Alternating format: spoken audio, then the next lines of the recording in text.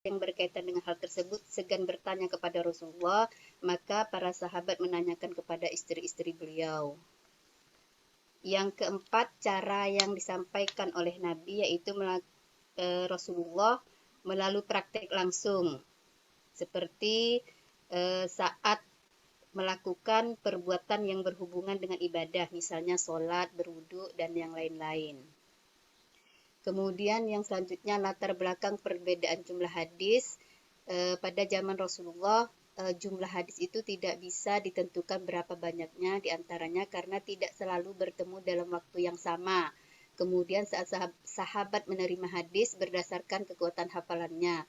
Ketiga, masing-masing sahabat memiliki kecenderungan pada bidang yang berbeda. Lanjut Bang Mul. Pada zaman Rasulullah ada perintah dan larangan menulis hadis. Nah,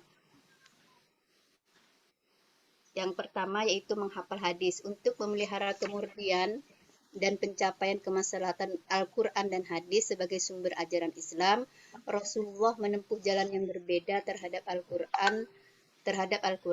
Rasulullah SAW secara resmi menginstruksikan kepada sahabat di samping menghafal supaya untuk ditulis juga. Sedangkan untuk hadis, beliau menyuruh hanya untuk menghafal saja. B. Menulis hadis. Di balik larangan Rasulullah tentang penulisan hadis, ternyata ditemukan sejumlah sahabat yang memiliki catatan dan melakukan penulisan, di antaranya adalah Abdullah bin Amr al-As yang memiliki catatan hadis yang menurut pengakuannya dibenarkan oleh Rasulullah. Lanjut Bang. Nas-nas yang dilarang menulis hadis Nas-nas yang melarang menulis hadis di satu pihak dan memerintahkan di pihak lain bukan hal yang patut dipertentangkan.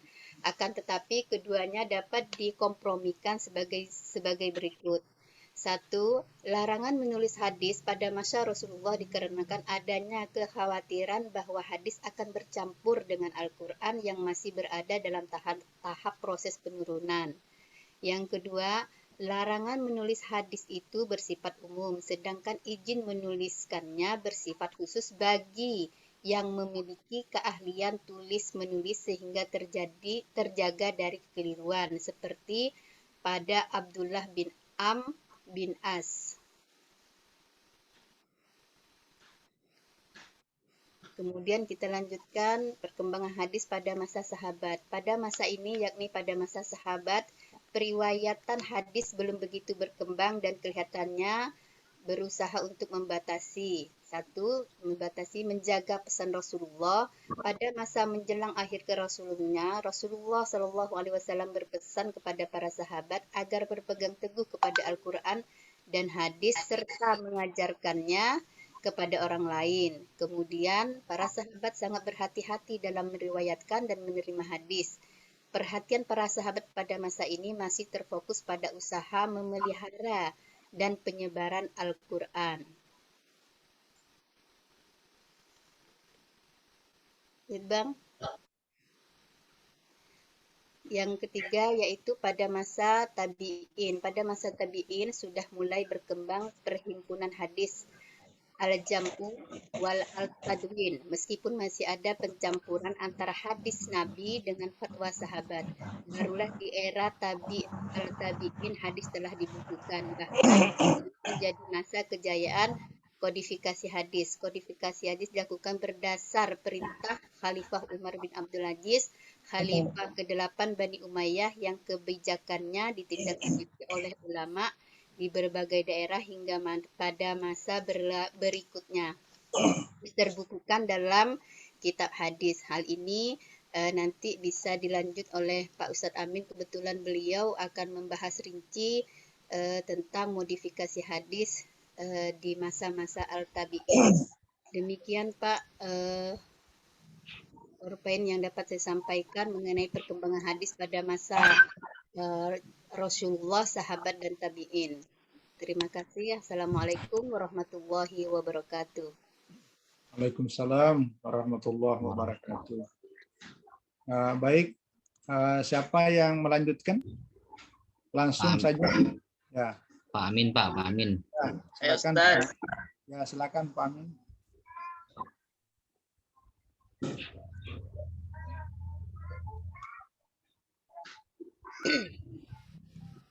Baik, Assalamualaikum warahmatullahi wabarakatuh.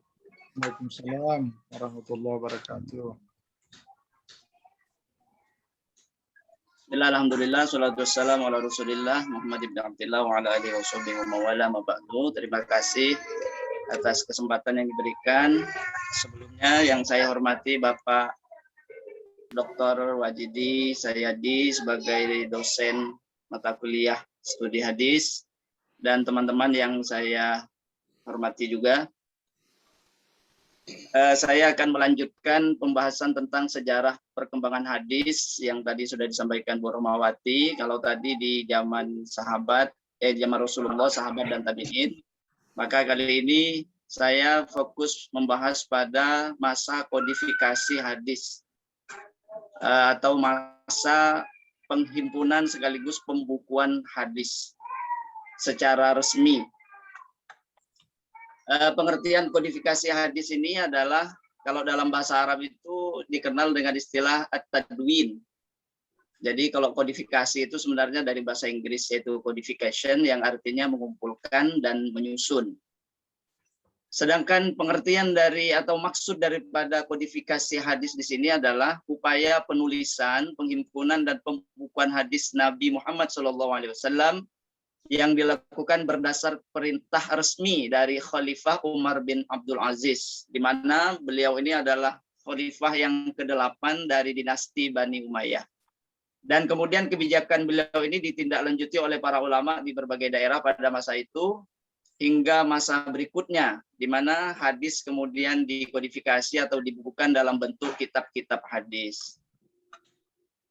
Ada beberapa faktor yang mendorong kenapa pada masa Khalifah Umar bin Abdul Aziz ini kemudian dilakukan kodifikasi hadis. Yang pertama karena tidak adanya lagi penghalang untuk menuliskan dan membukukan hadis. Jika sebelumnya terjadi kekhawatiran akan ada bercampur antara hadis dengan Al-Quran, sebagaimana tadi yang disampaikan Bu Romawati, makanya di zaman Nabi itu hadis tidak ditulis, bahkan sempat dilarang karena waktu itu masih dalam masa penurunan wahyu. Tapi pada masa Umar bin Abdul Aziz itu kekhawatiran itu sudah tidak ada. Jadi tidak ada kekhawatiran bercampur antara Al-Quran dengan hadis. Al-Quran sudah dibukukan tersendiri sehingga hadis pun pada waktu itu tidak lagi dikhawatirkan bercampur kalau dibukukan juga.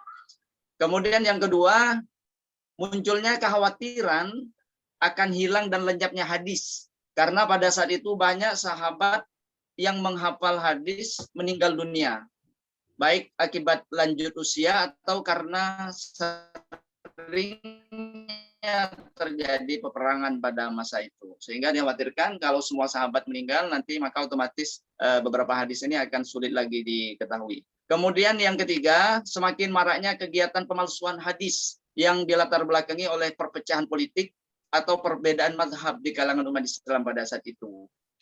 Jika keadaan itu dibiarkan terus-menerus, maka akan merusak kemurnian ajaran Islam. Sehingga diperlukan upaya untuk menyelamatkan hadis dengan cara dibukukan setelah melalui seleksi atau pemilihan yang ketat. Kemudian yang keempat, faktornya kenapa harus dilakukan kodifikasi hadis adalah makin luasnya daerah kekuasaan Islam yang disertai dengan semakin banyak dan kompleksnya permasalahan yang dihadapi oleh umat Islam. Maka hal tersebut menuntut mereka untuk mendapatkan petunjuk-petunjuk dari hadis Nabi SAW selain petunjuk dari Al-Quran itu sendiri. Ini beberapa faktor yang kemudian membuat Khalifah Umar bin Abdul Aziz menyerukan untuk melakukan kodifikasi hadis pada masa itu. Kemudian sejarah dan perkembangan kodifikasi hadis ini. Di sini dibagi dalam 3 bagian. Yang pertama kodifikasi hadis pada abad kedua Hijriah, kemudian pada abad ketiga Hijriah, dan yang ketiga adalah kodifikasi hadis pada abad ke-4 sampai ke-7 Hijriah. Dan ini kita bahas satu persatu secara singkat. Yang pertama kodifikasi hadis pada abad kedua Hijriah. Pada periode ini, khususnya sejak pertengahan abad kedua Hijriah, telah mulai dilakukan kompilasi atau pengumpulan dan kodifikasi atau pembukuan hadis secara sistematis berdasarkan bab-bab atau subjek-subjek tertentu meskipun tanpa adanya penyaringan. Jadi pada masa ini bedanya dengan yang sebelumnya, kodifikasi hadis itu sudah sistematis. Ada bab-bab, ada subjek-subjek tertentu, tapi tidak ada penyaringan. Sehingga kitab-kitab hadis pada saat itu, di dalamnya hadisnya itu masih ada hadis marfu. Hadis marfu ini adalah hadis yang sanadnya sampai kepada Nabi. Kemudian hadis mauquf, hadis yang sanadnya tidak sampai kepada Nabi, tapi hanya sampai kepada sahabat. Kemudian hadis maqtu, yaitu hadis yang disandarkan kepada seorang tabi'in atau orang setelahnya, baik itu perkataan maupun perbuatan Nabi. Pada masa abad kedua Hijriah ini ada ciri-ciri yang umum, di antaranya yaitu yang pertama, hadis disusun secara teratur dan sistematis berdasarkan bab-bab dan subjek-subjek tertentu. Tadi sudah disampaikan.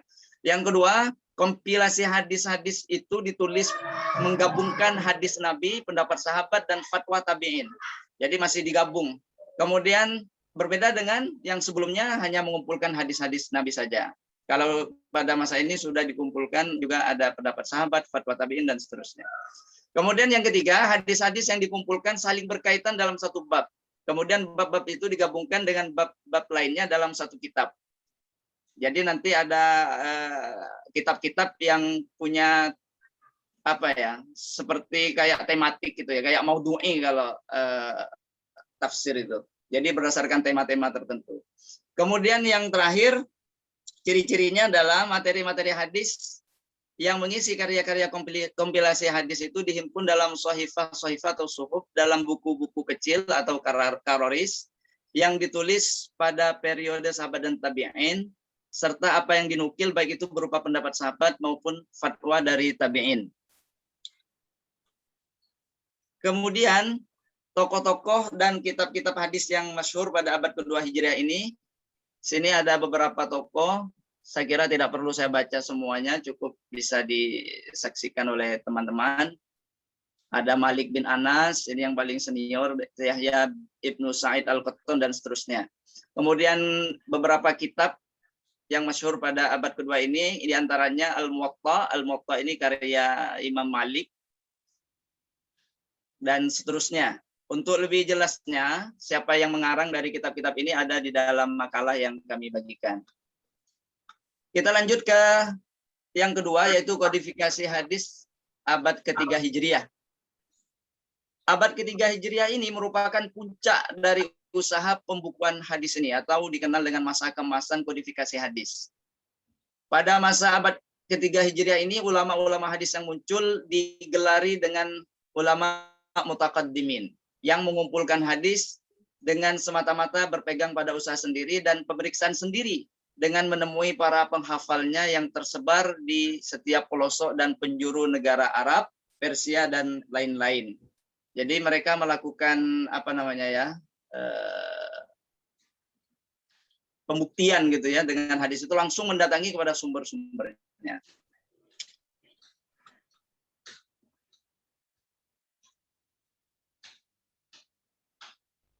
Tokoh-tokoh dan kitab-kitab hadis yang masyhur pada abad ketiga ini, di sini sudah ada tokoh-tokohnya. Silakan teman-teman baca. Di antaranya yang terkenal tentu adalah ada di situ Imam Al-Bukhari dan Imam Al-Muslim. Seperti kita ketahui, Imam Bukhari itu luar biasa di dalam mengumpulkan hadis. Bahkan setiap akan menulis satu hadis itu beliau sholat sunnah dulu. Kemudian beliau mendatangi langsung sumber-sumbernya. Sehingga kitab beliau ini paling tinggi nilai kesahihannya. Kemudian yang berikutnya kitab-kitabnya. Nah, pada masa abad ketiga Hijriah ini, kitab-kitab yang dihasilkan, kitab-kitab hadis yang dihasilkan itu dibagi dalam 3 kelompok, yaitu kitab sahih, kitab sunan, dan kitab musnad. Kitab sahih adalah kitab-kitab yang penyusunannya hanya khusus memuat hadis-hadis yang sahih saja. Seperti yang kita kenal, yaitu kitab sahih Muslim, kitab sahih Bukhari, kemudian kitab sahih Muslim, dan lain-lain. Kemudian yang kedua, kitab-kitab sunan, yaitu kitab-kitab yang penulisnya tidak memasukkan ke dalam kitabnya itu hadis-hadis yang mungkar. Jadi hadis-hadis yang mungkar tidak dimasukkan dalam kitab tersebut, maka kitab itu masuk dalam golongan kitab sunan. Sedangkan yang ketiga, kitab musnad. Nah, di dalam kitab musnad ini, semua hadis dimasukkan di situ. Tidak disaring berdasarkan derajatnya. Sehingga kitab musnad ini posisinya berada di bawah kitab sunan. Berarti di dalam kitab musnad ini termasuk hadis-hadis mungkar itu masih ada di dalamnya. Kemudian yang terakhir, kodifikasi hadis pada abad ke-4 sampai abad ke-7 Hijriah.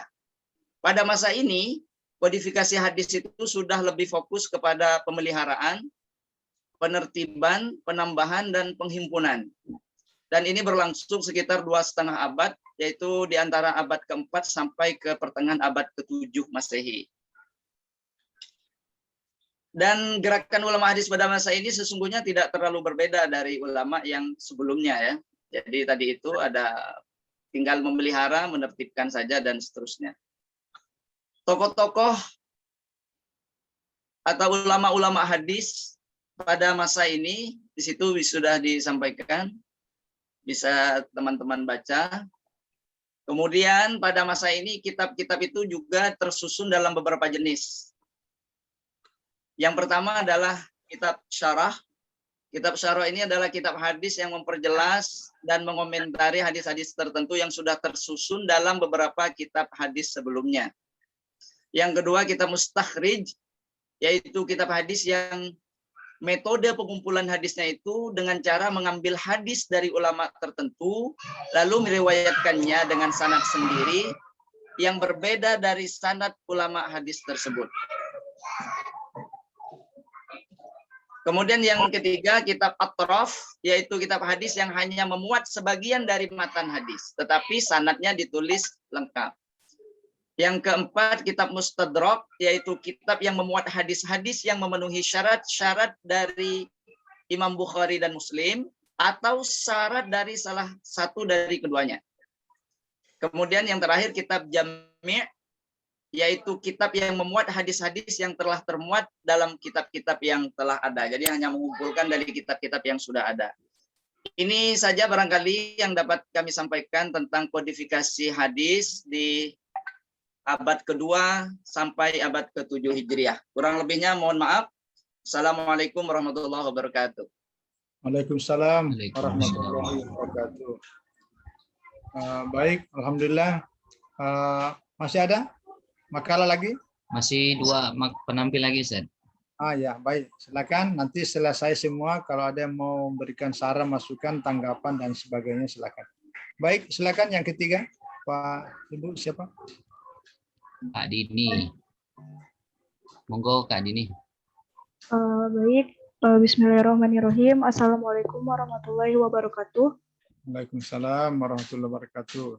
Yang terhormat Bapak Dr. Haji Wajidi Sayadi selaku dosen pengampu mata kuliah studi hadis dan Bapak Ibu, Kakak Abang seperjuangan di kelas B Pasca Sarjana PAI semester 2.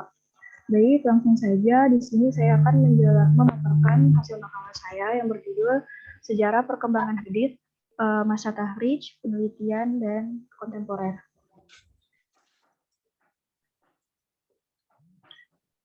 Adapun topik bahasan pada makalah saya di sini ada 3, yaitu sejarah perkembangan hadis pada masa tahrij, yang kedua masa penelitian, yang ketiga masa kontemporer.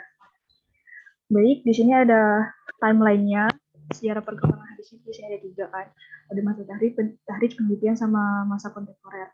Nah, pada masa tahrij di sini itu ada dua kejadian, ada 2 keyword. Ada 2 keywordnya. Yang pertama itu ulama pada masa klasik belum mengenal tahrij karena di antara mereka masih banyak yang hafal hadis dan sumber hadis-hadis tersebut. Nah, ini sebelumnya sudah dijelaskan oleh Bu Rahma bahwa pada masa Rasul itu, pada ulama klasik itu ulama-ulama tuh lebih mengandalkan hafalannya dibanding dituliskan gitu kan juga ada pelarangan untuk menulis hadis. Nah, Jadi pada masa ini nih, pada masa awal-awal ini tahrij hadis itu masih belum ada karena ulama-ulama klasik pada masa itu tuh masih banyak hafal hadis dan mereka tahu sumber dari hadis-hadis tersebut. Terus yang kedua, mulai menulis kitab tahrij dikarenakan mulai surut dan penguasaan ulama-ulama terhadap hadis mulai berkurang. Nah, semenjak Rasulullah SAW meninggal, banyak ulama-ulama tuh yang mulai ulama-ulama hadis tuh mulai surut, maksudnya mulai udah meninggal, dan juga penguasaan ulama-ulama pada saat itu tuh terhadap hadis berkurang, dan juga sehingga memicu untuk menulis kitab-kitab tahrij. Lanjut, adapun karya yang terkenal mengenai kitab-kitab tahrij ini di sini ada dua. Yang pertama Tahrij al-Fawaid al-Muntakhabah as-Sihah wa al-Gharib karya Abu al-Qasim al-Husaini. Yang kedua Tahrij al-Fawaid al-Muntakhabah as-Sihah wal Gharib karya Abu al-Qasim al-Mahrawi. Dan ini masih berupa manuskrip. Terus yang kedua pada masa penelitian. Nah, pada masa ini, penelitian terhadap hadis-hadis itu, baik penelitian terhadap sanad maupun matanya, dilakukan secara umum oleh akademisi di kampus. Namun, selain itu, ada juga dilakukan oleh para ulama yang cinta akan hadis. Jadi mereka bukan hanya, pada masa ini nih, tidak hanya akademisi kampus saja, tapi pada para ulama yang senang mempelajari hadis juga ikut meneliti hadis pada masa ini. Terus yang ketiga, pada masa kontemporer itu dimulai pada abad ke-19 hingga awal abad ke-20 dengan melakukan studi manuskrip oleh para akademisi barat. Dalam hal ini mendorong ulama Islam untuk melakukan hal yang sama, terutama di Mesir pada akhir abad ke-19.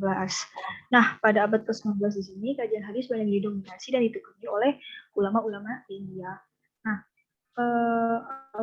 pada masa kontemporer ini yang melakukan studi hadis ini yang memulai itu bukan ulama Islam, melainkan para akademisi Barat. Dan mereka itu mendatangkan manuskrip dari Arab diusung ke Eropa. Nah,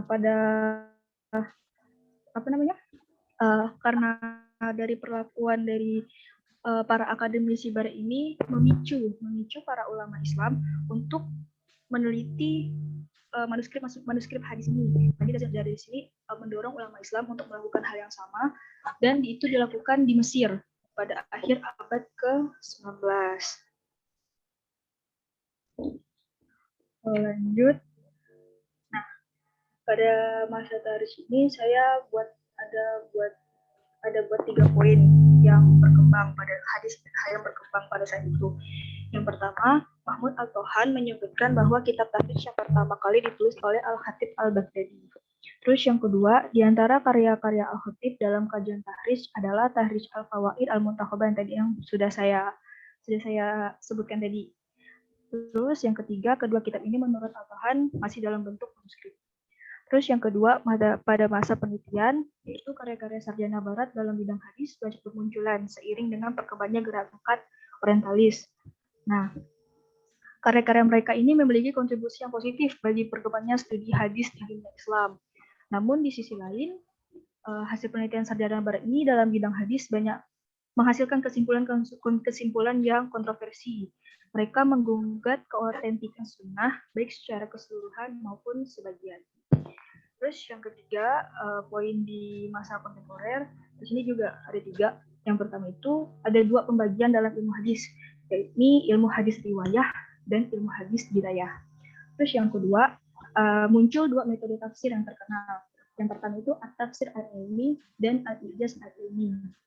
Dan pada masa kontemporer ini, kajian hadis itu lebih menitik beratkan pada kajian matanya di kontennya, di kajian konten hadis itu sendiri. Baik, sekian dari saya. Kurang lebihnya mohon maaf. Assalamualaikum warahmatullahi wabarakatuh.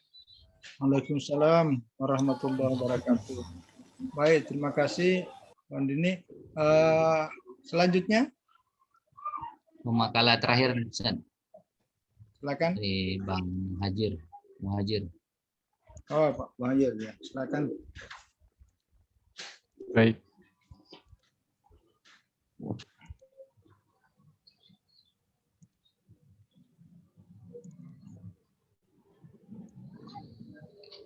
Baik, Assalamualaikum warahmatullahi wabarakatuh.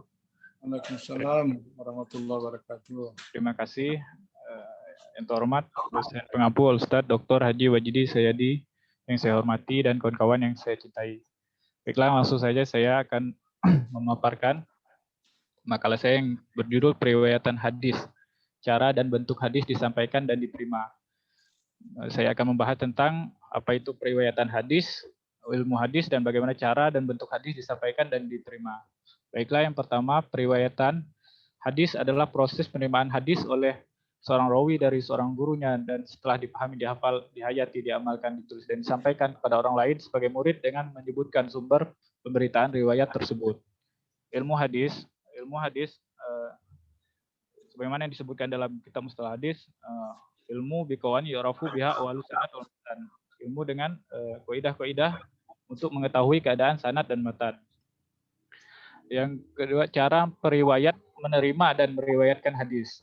Yang pertama adalah dengan sama min lafzi asy-syaikh, yakni mendengar sendiri dari perkataan gurunya. Yang kedua, al-qiraah, yakni murid membaca hadis di depan gurunya. Yang ketiga, ijazah, yaitu pemberian izin dari seorang kepada orang lain untuk meriwayatkan hadis darinya atau dari kitab-kitabnya. Yang keempat, munawalah, yaitu seorang guru memberikan sebuah naskah asli kepada muridnya atau salinan yang sudah dikoreksinya untuk diriwayatkannya. Yang kelima, muhtabah, yaitu seorang guru yang Mukatabah. Ya, mukatabah, yaitu seorang guru yang menulis sendiri atau menyuruh orang lain untuk menulis beberapa hadis kepada orang di tempat lain atau yang ada di hadapannya. Yang keenam, wijadah, yaitu memperoleh tulisan hadis orang lain yang tidak diriwayatkan dengan sama qiraah maupun selainnya dan pemilik hadis atau pemilik tulisan tersebut. Yang ketujuh, wisilah, yaitu pesan seorang dikala akan meninggal atau bepergian dengan sebuah kitab atau tulisan supaya diriwayatkan. Siap. Yang terakhir, ilam, yaitu pemberitahuan guru kepada muridnya bahwa hadis yang diriwayatkannya adalah riwayatnya sendiri yang diterima dari seorang guru dengan tidak mengatakan agar si murid meriwayatkannya. Bang, lanjut. Di sini ulama hadis membagi hadis menjadi dua, yaitu makbul dan mardud. Makbul adalah an-naqili allazi naqalahu wa malahu ijtama'at fihim sifatul qabul. Walizalika surat hadis azin laqalahu makbulan inda ulama, yaitu hadis makbul adalah hadis yang perawinya yang membawa hadis ini mempunyai sifat qabul. Maka dinamakan oleh ulama hadis ini adalah makbulan. Hadis yang makbul, yaitu sifat-sifat yang 5 yang di hadis hasan. Mardud adalah annahu lam tatawaffar sifatul qabul fi man qala wa hamalahu walidzalika sara allazi naqalahu mardud, yang tidak mempunyai sifat qabul hadis ini orang yang membawanya, sehingga hadis ini ditolak. Bang, lanjut. Pembagian hadis dari jumlah periwayatnya, ahad dan mutawatir. Ahad ini adalah salah satunya hadis gharib, yaitu marwahu rawin faqat, yaitu hadis yang diriwayatkan melalui satu rawi. Yang kedua, mutawatir. Mutawatir ini adalah marwahu jami' bil hasar, yaitu yang meriwayatkan dari banyak kemudian banyak lagi tanpa putus, yaitu mutasil. Maka dihukumi hadis mutawatir ini dengan hadis yang sahih. Lanjut, Bang. Yang ketiga, hadis mutawasil sanad. Mutasil sanad, yaitu sanad yang terus menerus dari awal sanad kepada Nabi Muhammad SAW. Dan ketiga, munfasil, yaitu sanad yang terdapat putus di tengah jalan ataupun di beberapa tempat. Salah satu contohnya adalah mursal, munqati, dan mardul. Sekian dari saya. Mohon maaf. Assalamualaikum warahmatullahi wabarakatuh. Assalamualaikum warahmatullahi wabarakatuh. Baik, makasih Pak Muhajir. Nah, sekarang kita kembalikan pada jam berapa nih? Jam 4.13. Ya, masih ada waktu lah. Nah, silakan mungkin ada yang mau komentar, saran, masukan, atau bertanya, dan seterusnya kita diskusikan sama-sama. Baik dari aspek sejarah, kodifikasi, maupun dari yang terakhir ini, tentang bentuk dan cara periwayatan hadis. Silakan. Saya Pak. Ya. Tadi yang Pak Amin tentang apa kitab yang mustahrid kayak gimana tuh Pak? Yang kitab yang diambil kemudian riwayatnya riwayat dia sendiri. Mustadrak ya. Mustadrak Pak. Riwayatnya bukan dari riwayat yang asli tapi dari riwayat dia sendiri. Ini gimana, apakah hadis ini dihukumi diterima atau ditolak Ustaz? Ya. Jangan tanya ke saya, tanya ke Pak Amin. Ya Pak Amin. Maaf Ustaz. Nanti silakan Pak Amin, Ustaz. Ya Pak Amin. Maaf Pak. Baik. Mungkin yang ditanya Bang Muhajir ini yang mustakhrij ya.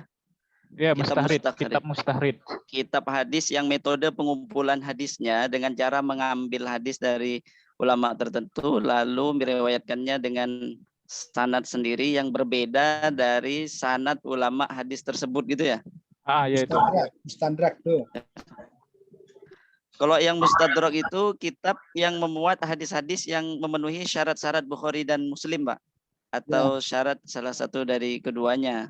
Kayaknya Bang Muhajir ini yang mustakhrij ini yang ditanya. Ya, silakan. Ya, baik. Saya jujur saja di sini hanya menyampaikan apa yang ada dalam literatur ya, bahwa dulunya itu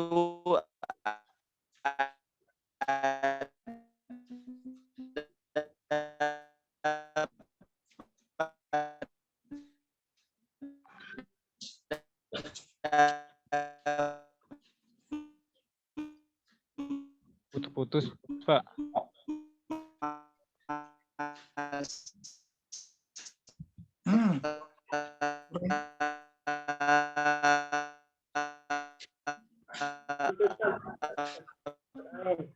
Sinyalnya mungkin tuh sinyalnya.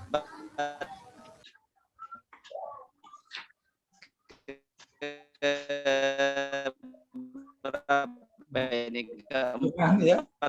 Kurang.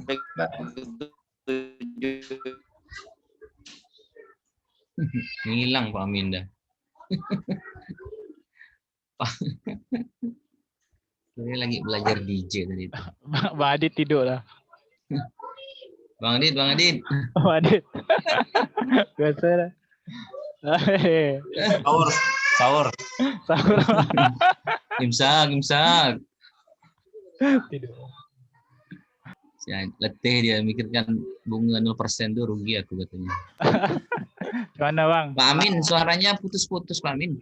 Iya, barusan malah keluar dengan orang-orangnya juga. Ini baru masuk lagi. Nah, itu udah jelas. Udah jelas lagi, dah. Udah jelas ya. Udah nampak dah gantengnya. Lanjut Pak Amin. Oh, jadi tadi aduh. Ya.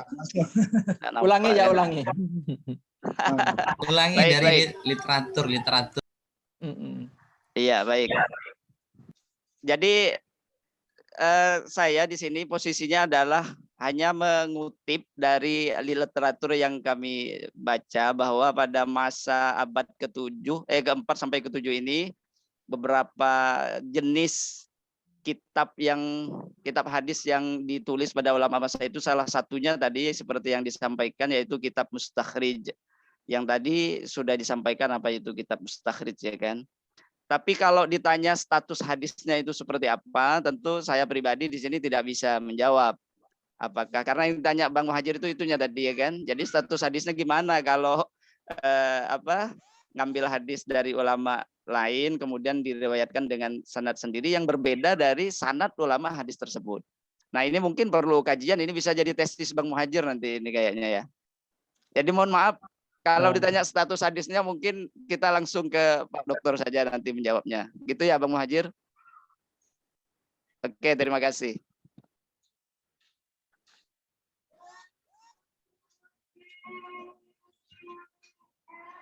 Baik.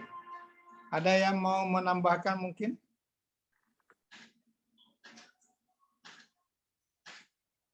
Atau mungkin ada komentar balik?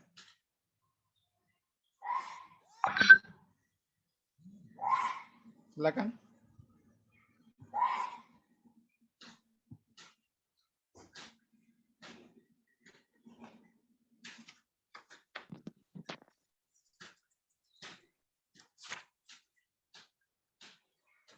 Ya.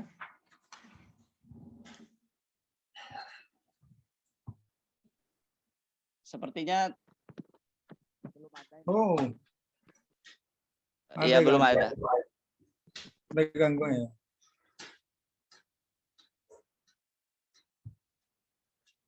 Oh, hilang saya ini.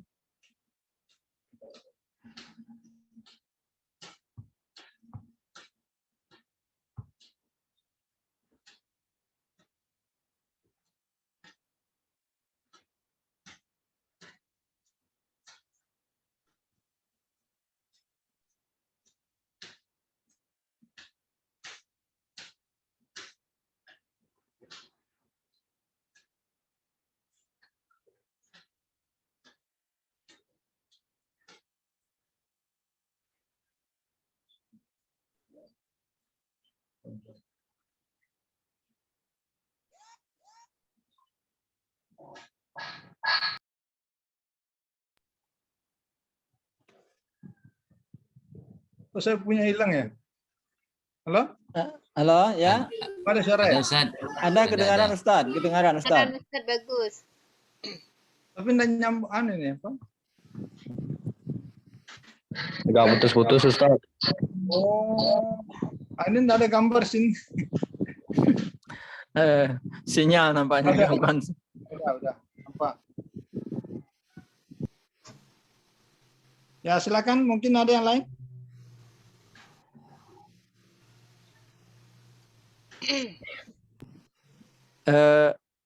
Saya Ustaz, Assalamualaikum. Assalamualaikum warahmatullahi wabarakatuh. Al-Mukarram, dosen pengampu, Dr. Wajidi Sayadi yang saya hormati. Maaf tadi saya masuk ketika Pak Amin menyampaikan paparan makalah nih, jadi Bu Rohmah saya tidak ngikuti tadi, mohon maaf agak telat gangguan wifi juga nih. Mungkin saya mengomentari apa yang disampaikan tadi makalah oleh Ustadz Amin tuh Ustadz tentang kodifikasi hadis, bahwa kodifikasi hadis ini terjadi pada abad ke-1 sampai dengan abad ke-7 Hijriah, yang mana puncaknya itu pada abad ke-3 Hijriah dengan munculnya pengarang-pengarang kitab hadis dan juga kitab-kitab hadis yang sangat masyhur begitu. Yang menjadi mungkin pertanyaan bagi Ustadz Amin dan juga bagi kita semua barangkali, bahwa apakah kodifikasi hadis itu berhenti sampai di abad ke-7 atau masih berjalan terus sampai abad ke-8 bahkan mungkin sampai saat ini, itu barangkali yang perlu dijelaskan. Jadi kodifikasi hadis ini apakah berhenti sampai ke abad ke-7 atau memang masih memungkinkan berjalan terus sampai abad ke-8 sampai sekarang ini. Mungkin itu barangkali pertanyaannya. Terima kasih. Assalamualaikum warahmatullahi wabarakatuh. Assalamualaikum warahmatullahi wabarakatuh. Baik, silakan. Apanya kembali ke Pak Amin tentang masa kodifikasi itu masih berlangsung atau sudah berhenti pada masanya yang dulu?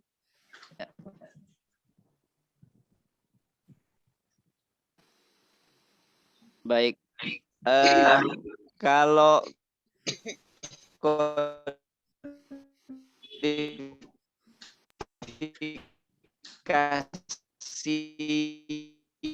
yang dimaksud dalam terminologi Hilang suaranya. sejarah ilmu hadis itu sebenarnya penulisan hadis ini kan tadi udah masa Nabi, masa sahabat sih. Maka ini yang dimaksud ada. Halo, assalamualaikum. Ya, lanjut. Ya, Lanjut Amin. Lanjut. lanjut. Ya. Baik. Sudah jelas ya, bisa didengar? Ya. Oke, Ya, baik. jelas. Baik. Mungkin sedikit ralat. Tadi masa penulisan hadis, kalau yang saya sampaikan itu Pak Ajat itu dari abad kedua ya. Jadi abad kedua itu adalah masa penghimpunan atau penulisan hadis yang resmi, makanya disebut dengan kodifikasi. Akan tetapi kalau penulisan hadis yang tidak resmi itu sesungguhnya sudah dimulai bahkan dari ketika Rasulullah masih ada. Akan tetapi waktu itu Rasulullah sempat melarang, tapi pada kesempatan yang lain beliau membolehkan. Tadi ini sudah dibahas oleh Bu Rohmah.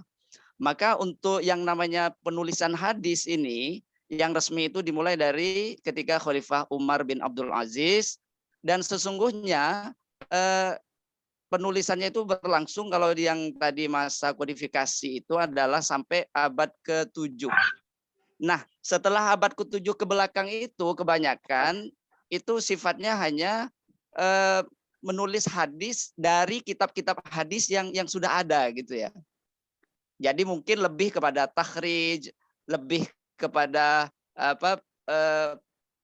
penulisan hadis berdasarkan mungkin riwayatannya, atau barangkali menulis kitab-kitab berdasarkan tema-tema tertentu yang penukilannya itu adalah kembali kepada kitab-kitab yang ditulis pada masa yang tadi saya sebutkan itu. Jadi barangkali sampai sekarang pun masih ada orang yang menulis hadis-hadis tentang puasa misalnya ya kan. Akan tetapi rujukannya adalah kembali kepada kitab-kitab yang dihasilkan pada masa-masa itu gitu. Untuk sementara dari saya jawabannya seperti itu. Kemudian mungkin ini semacam ralat dari saya karena saya kemarin lihat di literatur yang ditanyakan Bang Muhajir itu kitab mustakhrij ya. Ternyata saya barusan cek di internet memang mustakhraj ya Ustadz ya. Bukan mustakhrij. Ya, ada mustakhraj, kemudian mustadrak seperti itu ya. Ya, jadi itu barangkali ralat dari saya. Itu barangkali Ustadz, mudah-mudahan nanti Ustadz bisa menjelaskan kembali dari pertanyaan teman-teman ini. Terima kasih. Baik, makasih. Ada lagi yang lain? Masih ada ya sedikit lagi nih. Bu Sri. Ibu Sri. Ah, Ya, silakan Bu Ustadz. Sri. Ya, silakan Bu Sri. Terima kasih. Assalamualaikum warahmatullahi wabarakatuh. Waalaikumsalam. Yang kami hormati Dr. Wahidi dan juga teman-teman. Di sini kalau tadi Pak Amin sudah banyak gitu ya. Saya mau mencoba pemakalah yang lain, yaitu nanti antara atau Bu Rohmah dan begini ya, mana nanti yang menjawab. Yang pertama, kalau tidak salah tadi ini makalah dari Kak Dini bahwa apa ya tadi itu ada para kaum orientalis yang dan masa kontemporer gitu. Di situ ada kaum orientalis yang justru mengkaji mengkaji tentang hadis, dan kalau tidak salah dengan membawa manuskrip hadis tadi itu. Nah, yang ingin saya tanyakan, apakah hasil dari apa yang diteliti atau yang dibahas oleh kaum orientalis itu menghasilkan sesuatu yang positif itu. Kalau memang itu positif itu apakah bisa juga dimanfaatkan oleh kaum muslimin hasil dari penelitian atau pembahasan para kaum orientalis tadi. Apa sih positifnya bagi atau manfaatnya bagi kaum muslimin, efeknya. Kemudian yang kedua, Bu Rohmah ya kalau tidak salah itu penyampaian hadis itu kan dari masa Rasulullah, kemudian sahabat, dan yang terakhir tabiin. Nah, pada masa tabiin ini tentunya rawan sekali gitu, karena ini sudah sangat jauh. Bahkan sudah Rasulullah itu beliau itu sudah tidak hadir di tengah-tengah pada kehidupannya. Nah, itu mungkin banyak hadis-hadis yang rawan. Dikaitkan dengan konteks zaman sekarang, di mana tantangan zaman, permasalahan itu sangat banyak sekali. Nah, bagaimana untuk mengantisipasi dari hadis-hadis yang oleh kaum tabiin ini pada untuk menjaga diri gitu ya, untuk menjaga diri saat ini gitu. Dan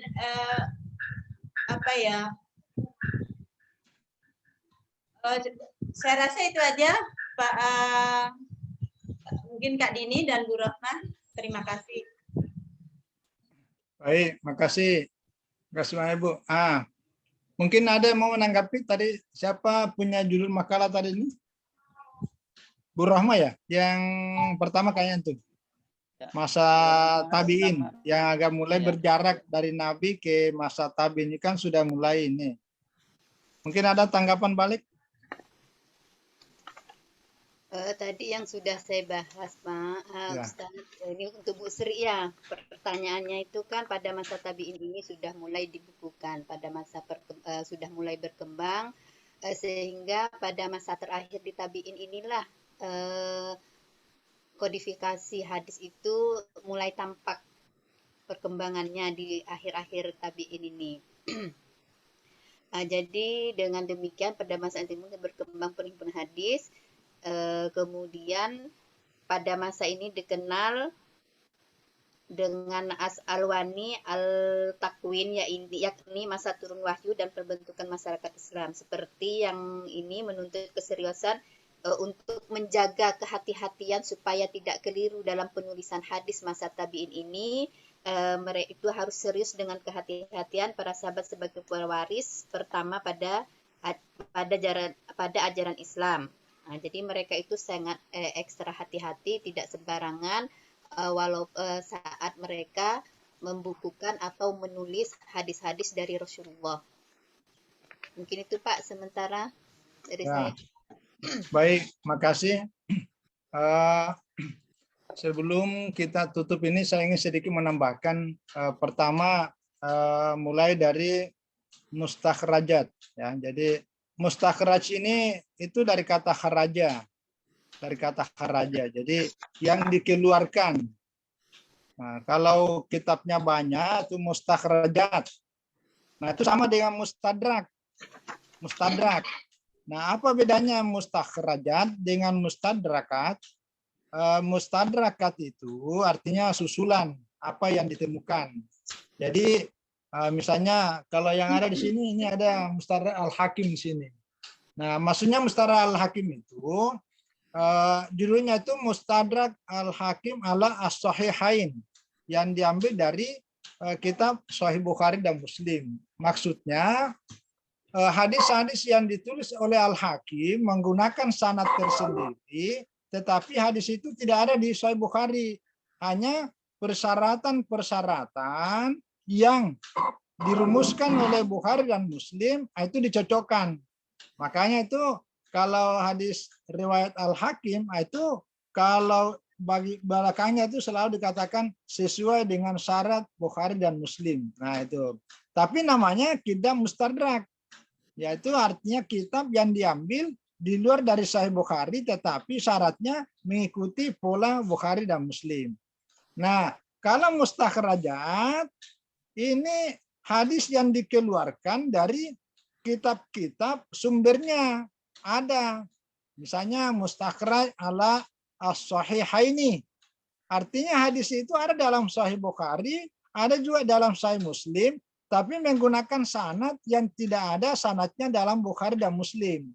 Dia melalui jalur lain. Jadi kalau misalnya kita bicara jalur, paling mudah ini jalur tol. Nah, dua tol ini, dua pintu tol, itu pintu Bukhari, pintu Muslim. Nah, itu jelas di Sahih Bukhari itu, Sahih Muslim. Nah, ternyata ada hadis lain yang hadisnya ada di Bukhari Muslim, tapi jalurnya bukan melalui itu. Dia melalui jalur 3 dan 4. Jalur 3 dan 4. Nah, inilah manfaatnya itu dalam kajian I'tibarul Hadis. Bahwa ketahuan, oh ternyata hadis ini ada juga di Bukhari, tapi sanadnya tidak melalui dari guru-guru tempat belajar Imam Bukhari, guru-guru tempat belajar Imam Muslim. Itu namanya mustakhrajat. Nah, jadi kalau begitu, maka dipastikan hadis yang ada dalam mustakhrajatnya itu adalah sahih. Gitu. Maka nanti mustakhraj itu selalu disambungkan judulnya itu. Misalnya al-musnadus sahih, al-mustakhraj ala, dikeluarkan dari minal ini. Jadi tergantung, karena ada mustakhraj dari Bukhari khusus, mustakhraj dari Muslim, ada mustakhraj di luar dari Bukhari Muslim ini. Nah, jadi tergantung nanti sumbernya, tempat mengeluarkan hadis itu sebagai induknya itu, ya. Nah, jadi memang betul juga kata Pak Amin tadi bahwa ya tergantung hadis yang masuk, kalau syaratnya terpenuhi sesuai kriteria kesahihan sebuah hadis, maka hadis mustakhrajat itu ya sahih. Nah, tapi kalau ini beberapa kitab itu, termasuk yang dicontohkan tadi itu sebenarnya judulnya itu al-musnadus sahih, itu judulnya itu. Jadi musnad. Nah, jadi tapi musnad dalam pengertian yang dikeluarkan dari Bukhari Muslim itu. Sebenarnya sih kalau judulnya Bukhari itu ada istilah ittisalus sanad, al-musnadu. Ya, cuma jenisnya itu bukan kitab musnad, jenisnya namanya kitab al-jami. Kitab al-jami itu kitab yang menghimpun dari hampir seluruh persoalan. Persoalan akidah, persoalan sejarah, persoalan ibadah, persoalan hukum, persoalan muamalah, semuanya ada di situ. Itu aja bedanya. Jadi kitab al-jami, kitab sunan, dan musnad. Nah, jadi nanti kalau kualitasnya itu kitab sunan juga bisa masuk kategori sahih. Nah, cuma bedanya sunan ini dibawa sedikit dari kitab itu. Walaupun sebenarnya secara khusus itu dia banyak yang daif itu hanya sedikit. Kalau mungkar itu udah beda tipis dengan maudhu, itu mungkar. Nah, jadi kalau dalam sunan-sunan itu, apalagi Sunan Ibnu Majah, itu banyak daif, tapi daifnya ringan. Tirmidzi juga ada daif, tapi sangat sedikit, tapi itu ringan, ya. Musnad Ahmad juga daif, tapi